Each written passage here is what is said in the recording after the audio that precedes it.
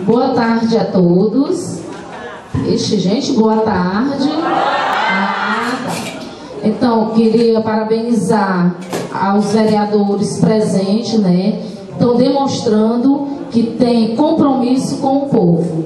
Muitos dos relatos, as angústias das pessoas aqui, solicitando, reivindicando do que é direito do povo, e eles estão aqui comprometidos a ouvi-los e quem sabe buscar soluções, porque não adianta só pedir, reivindicar, nós precisamos também de soluções.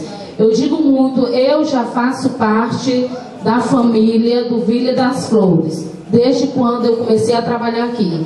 E também fico feliz quando a comunidade reivindica e tem retorno, porque eu passo o maior tempo da minha vida aqui na Escola Manuel Rosendo, e com muito prazer.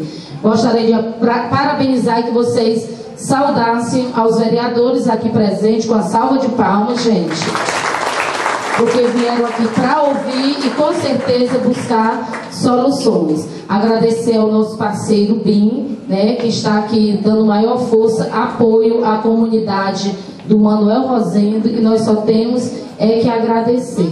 Boa noite, né?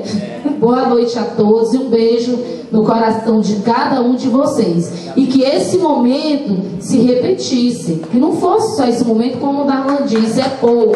Tá bom? Muito obrigada.